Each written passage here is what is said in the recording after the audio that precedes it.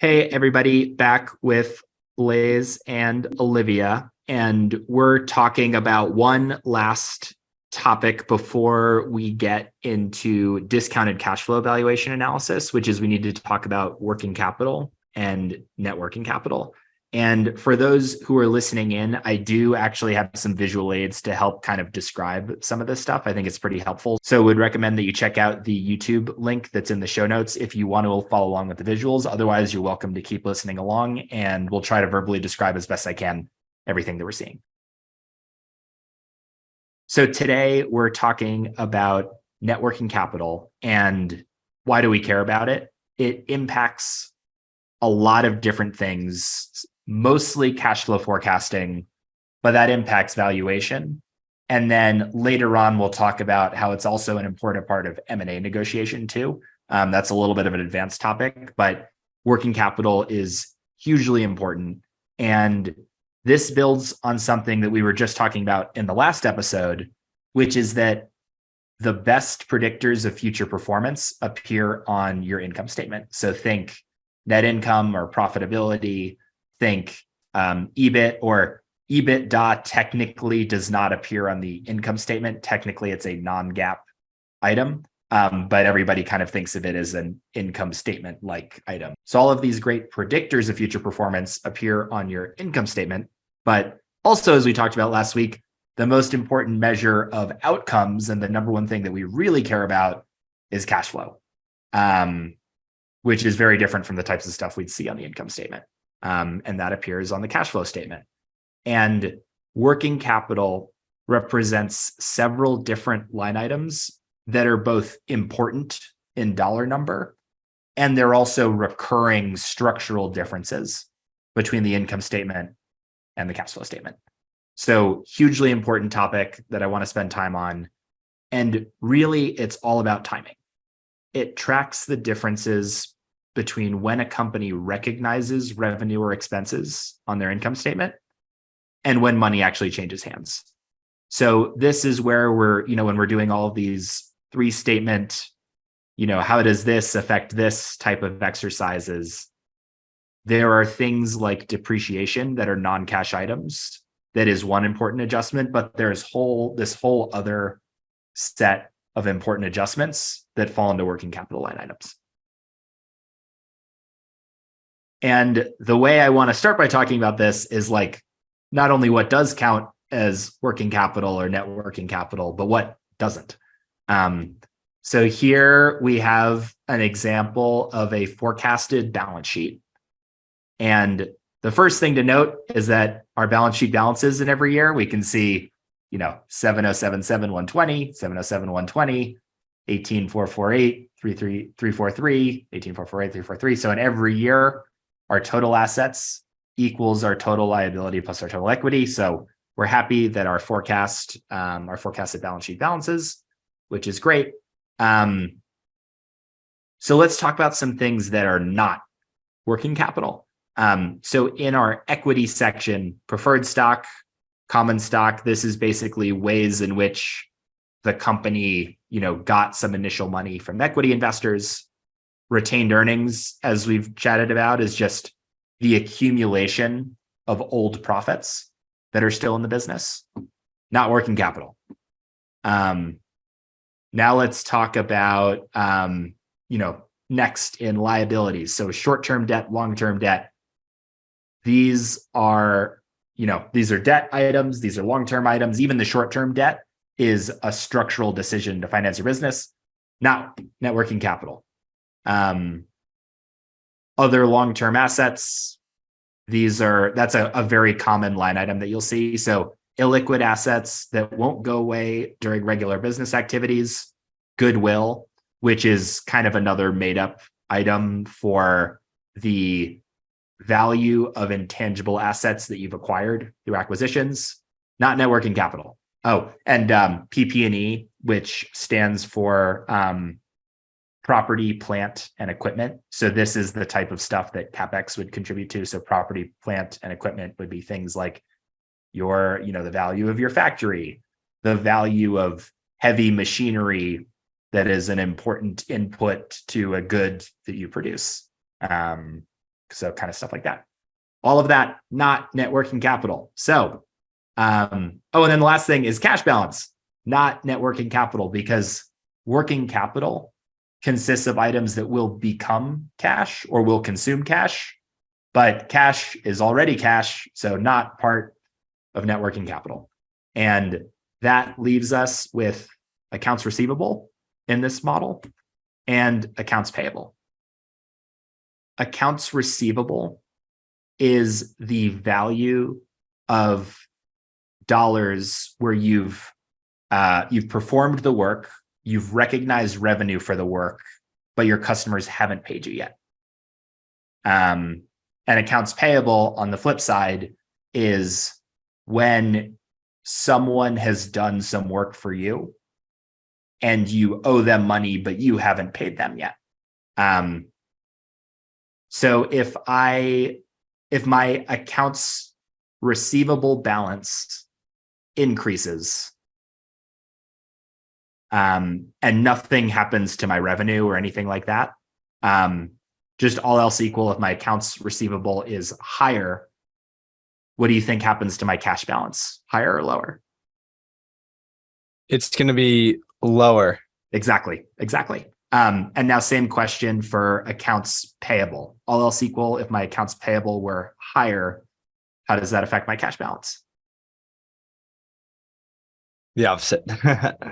Yep, exactly. Yeah. So having lots of payables outstanding, intellectually, you might think of that as bad, like, because a lot of people have like badge of honor. I always pay my bills on time. The second I get a bill, I pay it. I'm super reliable.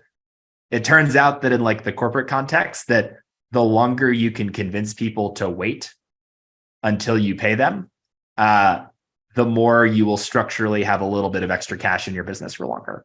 And vice versa, if you were the type of company that either because you're not following up on getting paid, or maybe because your customers have a lot of sway over you and they're like, we'll use you and we'll pay you, but just so you know, we only pay people, 90 days after the service is provided.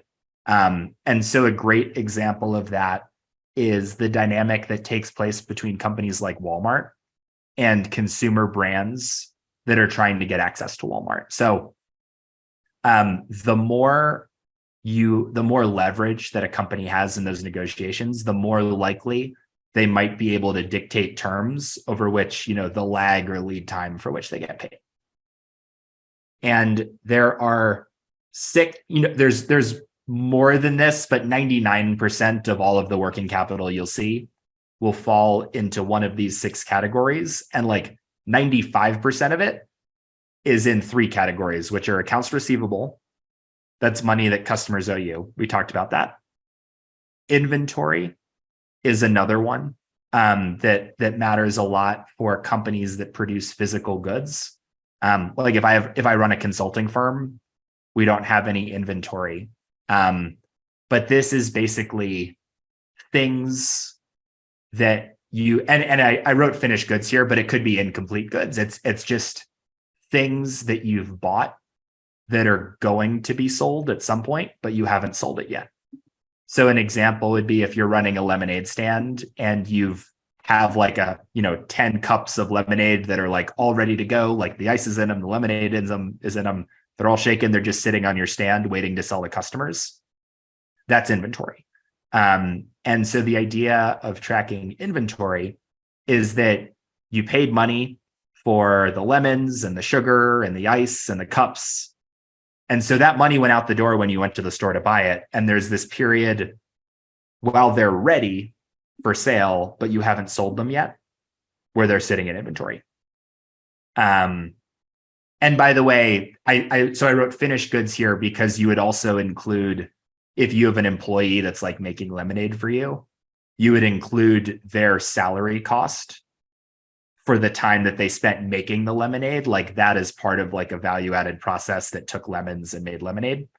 So if you have finished goods, you'd include their time that they spent like making the lemonade as part of the inventory cost as well.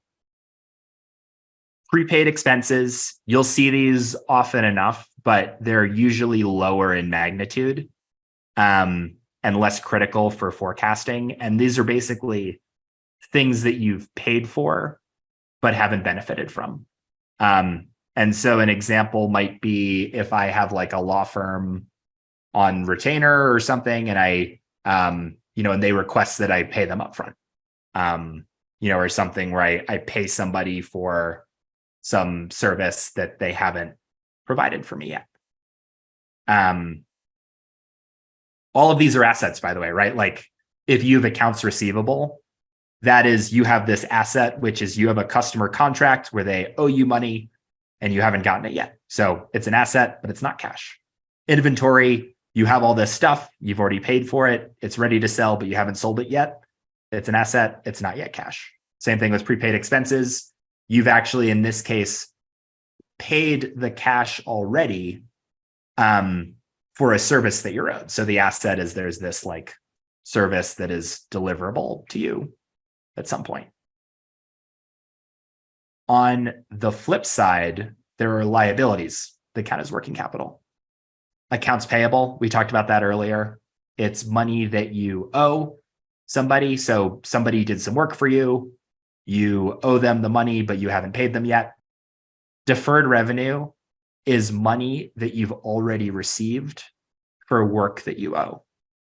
This is a very common line item that you'll see in software businesses. So if you are a company like Oracle and you are selling these like enterprise software solutions to businesses, one thing you might do that they typically do is they'll charge an annual fee for access to their software for the upcoming year.